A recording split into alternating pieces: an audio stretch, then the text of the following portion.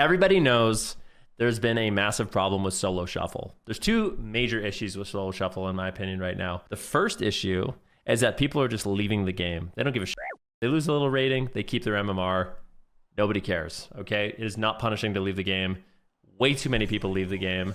And it's unacceptable just because it has such a long queue time, right? Like, you're sitting an hour queue sometimes and you play a game, you play through almost the entirety of the match, someone leaves, you get nothing. You get no conquest, you get no rating. Like, it's really awful. That's the first problem. The second problem is there's not enough healers. I haven't read through these yet, but what I'm hoping these changes say is, hey, leaving is going to suck a lot more, and also we want healers to be better. We want healers to be more rewarded, something like that. So let's read. Happy New Year's, champions. Before the holidays, we posted an update about future improvements that we're working on for rated solo shuffle. We want to provide additional information on those updates. For additional information about solo shuffle, rated solo shuffle, please refer to the FAQ that was previously posted. Great, thank you. Coming with the weekly restart. So coming with, okay, I can read here. These are the 10.05 improvements, and these are the weekly resets. Okay, so starting next week, we will make an update so that leaving a match will impact both matchmaking rating and current rating.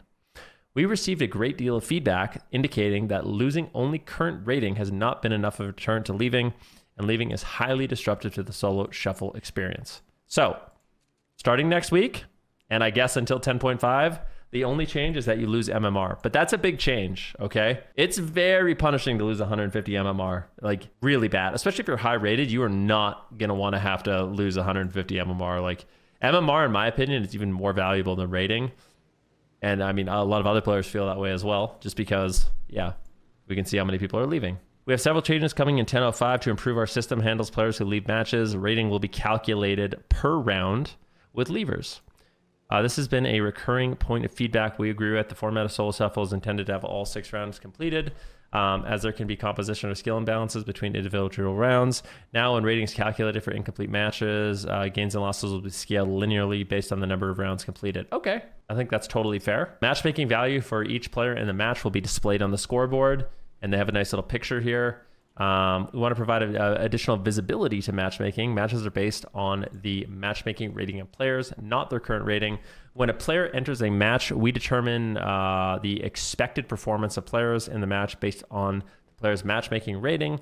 We take all the rounds into account, considering who was on each side and who won, so it matters which specs rounds the player wins and not just the total number of rounds won. In calculating impacts on MMR, we hope this helps players to better understand the matches they're placed in, as well as the rating changes of individual players. Yeah, so I made a video on this talking about how people get really confused when, you know, their rating doesn't change much. But a lot of people don't understand like how important matchmaking is. You know, like, I don't get it. I won 5 rounds, but I only gained 20 rating. Well, that's because you're 2300 and it was an 1800 lobby.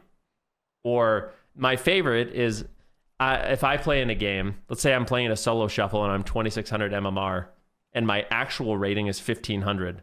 So actual rating 1500, matchmaking rating 2600, and let's say I win 2. People are like, what, you won 2 and gained 50 rating? Well, it's like, yeah, I'm playing at 1,000 rating higher than my rating. Of course I'm gonna gain some rating. All right, so this will be a lot more clear. It'll make a lot more sense to people, which I think is great. A warning prompt will display the penalties. Oh, now you're going to get a little visual warning. I like that. And you can't just I guess you could just alt F4, but if you're going to just like leave the game, I like that this pops up, you know? Because I'm going to be honest, I feel like there are moments where people get like one shot or they get gibbed or they get embarrassed and they just like type /AFK. Okay? You type /AFK. And I think sometimes people regret that within a couple seconds. I literally think having this thing here that is like a countdown from like 5, it should actually be like 10 seconds. Like you can't leave the game for 10 seconds or something like that, where it's like, okay, I'm going to play the next round. Like, you know, like at 8 seconds after it happens, you calm down, you don't leave the game. I think like this message alone will actually have a huge impact on people leaving. Not lying.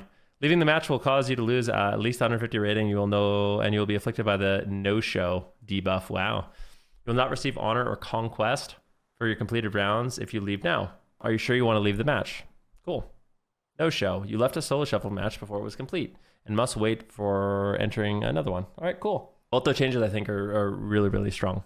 Players who leave excessively will be subject to account review and suspensions. Thank God, honestly. Like, if you're abusing this shit, man, I'd be happy if you get... I'm gonna be honest, dude.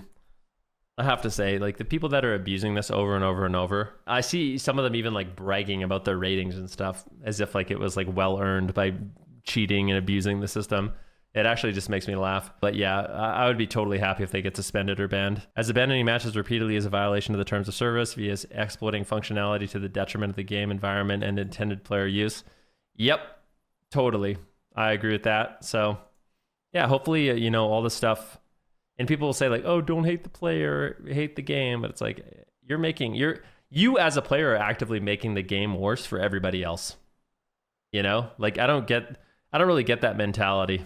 All right, beyond 10-0. Looking to the future, we're actively discussing options we might take to incentivize more healers to queue for solo shuffle to reduce the queue time for the damage roll. This includes ways to make solo shuffle gameplay a more fun, rewarding experience for healers. We do not have anything to share about that right now, but in addition to levers, it's a foremost concern for the team. We're also looking into improving the UI further for both those in queue and those who are about to queue. As a team, we're excited about Rated Solo Shuffle and we're looking to iterate and improve on it in future patches. Your feedback has been valuable and greatly appreciated. Thank you very much. I'm stoked, man. Honestly, I feel like with the class tuning changes and the Solo Shuffle updates, like I know a lot of people have been frustrated that there hasn't been much changes and then like this kind of stuff has kind of been abused for a little while, but I think the devs were on vacation. Well-deserved vacation, by the way, because I mean, I think, yeah, they want to have Christmas and New Year's with their family as much as anybody else, but I'm happy that they're back, and it seems like they made a lot of really, really positive changes. So I still think every single week that goes by, or every couple of weeks that goes by, I really believe that Dragonflight is just getting better and better. Class balance is getting better and better. Like the game is just becoming more fun. They're iterating on these new systems like Solo Shuffle, which is great. So I'm stoked about it.